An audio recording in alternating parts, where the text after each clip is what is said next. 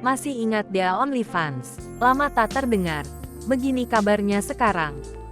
Gusti Ayu Dewanti alias Dea OnlyFans ditangkap pada Maret tahun 2022 lalu akibat kasus konten dewasa yang diperjualbelikannya. Kala itu ramai dan sempat menyeret nama komika Marcel Widianto karena ikut membeli kontennya dalam bentuk Google Drive seharga 1,4 juta rupiah. Seperti diketahui, Dea OnlyFans mulai terjun ke dunia OnlyFans pada 2019. Hal ini karena ia suka dengan foto seksi, dan OnlyFans menyediakan wadah bagi para konten kreator untuk mengunggah foto seksi di platform tersebut. OnlyFans sendiri adalah aplikasi dewasa berlangganan asal Inggris. Dalam kariernya, Dea sempat berhenti mengunggah konten selama pacaran. Usai putus dengan sang kekasih, Dea kembali aktif di OnlyFans. Melalui platform tersebut ia mendapatkan pundi-pundi rupiah. Hal ini karena setiap pengguna yang mensubscribe kontennya harus membayar sekitar $7.100.000. Ia mendapat komisi yang dipotong 20%, sehingga total penghasilannya bisa mencapai 15 juta rupiah dalam 1 bulan. Dalam seminggu ia hanya mengunggah konten di OnlyFans 1 kali.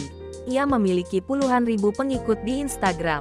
Ia sering menerima endorsement seperti baju, skincare, dan masih banyak lagi.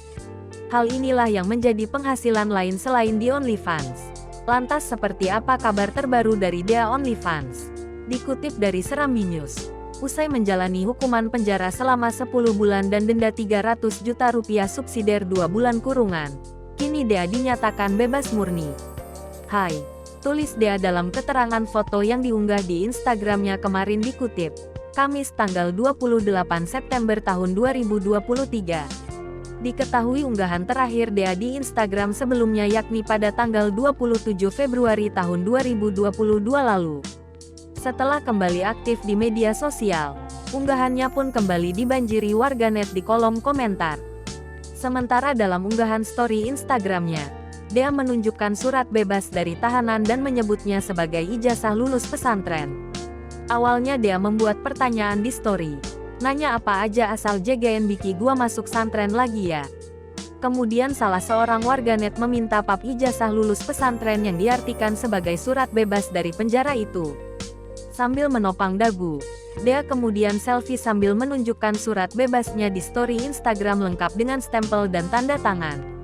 Usai menghirup udara bebas, Dea pun mengaku tak mau lagi membuat konten dewasa lantaran risikonya yang harus berurusan dengan hukum. Mantan bintang konten dewasa itu mengaku jera dengan kesalahan yang sempat diperbuatnya di masa lalu dan tidak ingin mengambil risiko ke depan.